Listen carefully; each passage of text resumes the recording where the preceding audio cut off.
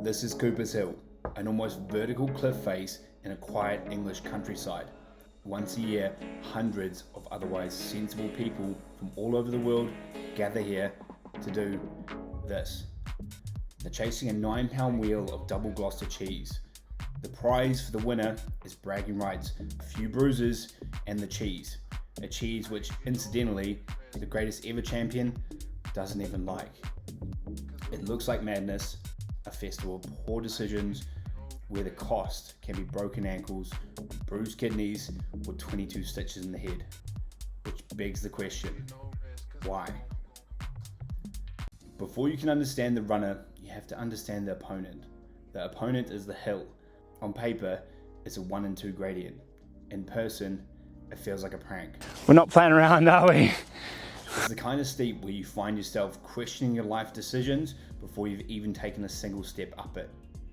The professionals describe the first 10 meters as near vertical. For amateurs, it's best described as a grassy cliff face, a place where the day before the event, the main topic of conversation from my support crew was a simple, Not possible. I actually respect too much your decision, and I hope you're gonna survive. and what's the catalyst for this dance with gravity? This, a wheel of cheese, handmade on a local farm from a recipe that hasn't changed in hundreds of years. It is, by all accounts, a delicious cheese. And that's the rub. The risk to reward calculation seems unbalanced. It's a competition where the most common training technique seems to be, I have painkillers with me, that's my training. and make no mistake, those aren't for the headache. The price of entry here is paid in flesh. Even a cautious first attempt draws blood. I went for a trial run, already got a few cuts and scrapes, so I'll take it as it comes. But when the race actually starts, the stakes get much, much higher. The event's greatest champion, a man who's won over 20 times, has broken his ankle and bruised his kidneys here. He's the best at this. So you have a brutal hill, a dairy product as a prize, and a near certainty of injury. It makes no sense until you look at the people. So if it's not for the cheese or for the desire of self-preservation, the first part of the answer seems to be about the one thing that you can't see on the GoPro footage: tradition. The origins are a bit hazy. Something about pagan rituals, but for centuries it's been a way for the young men of the village to prove themselves. It's an identity. As one local put it, The reason why people still do cheese rolls, identity, is what Brockworth is. It's part of Brockworth. It's always going to be part of Brockworth. this isn't just an event, it's a village-defining story. And at the heart of the story are the organisers, who talk about this near every day of the year. They are the ones marshalling volunteers to clear the hill face of the big boulders and the debris on the weeks leading up.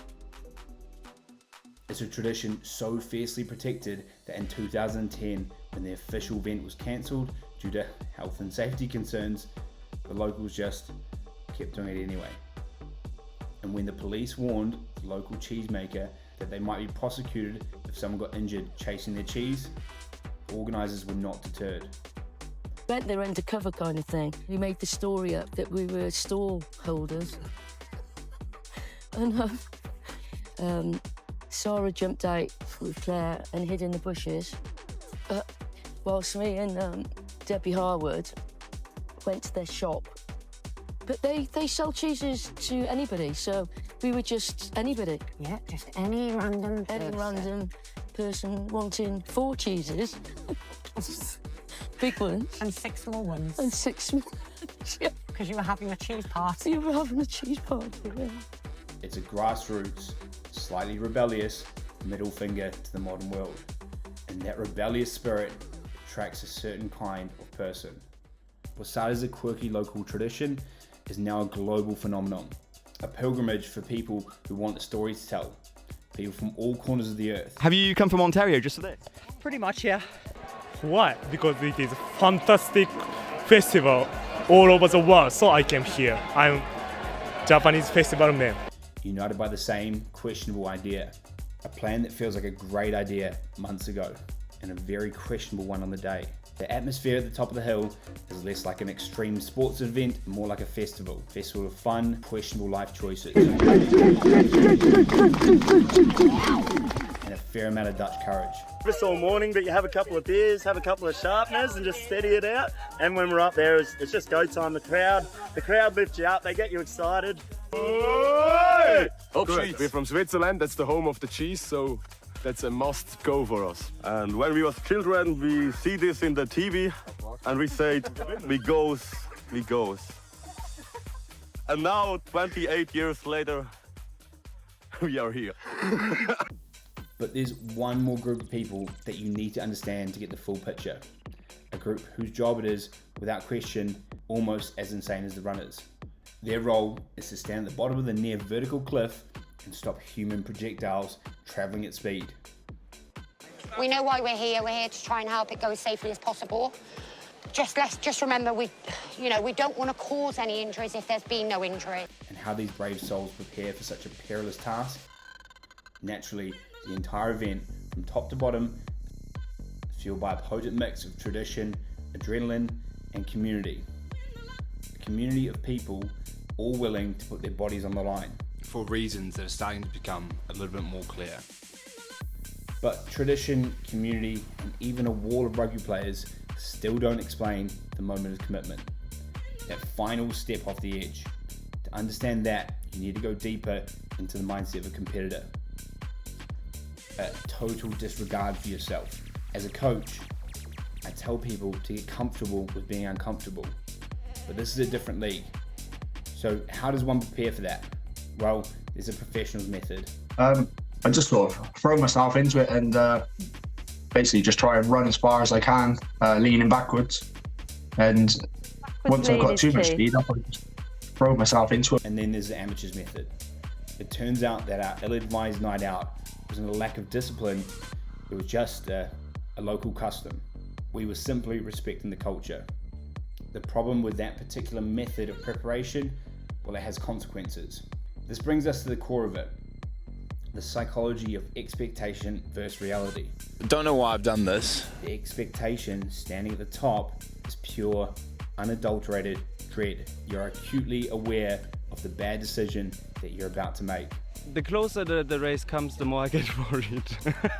Your brain is screaming at you, this is a terrible idea. Your expectation is that it's going to be painful, terrifying, and humiliating. And it often is. But here's the trick. When your expectations are that low, almost any outcome that isn't catastrophic feels like a victory.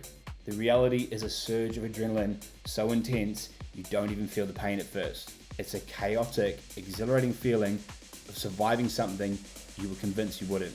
That gap between the terror that you expect and the triumphant relief that you feel at the bottom, that's the payoff. Not the cheese, it's the conquest of your own fear. So why do people throw themselves down this hill? It's not just for cheese. It's a community that rebels against logic. It's for the story that you'll tell for the rest of your life.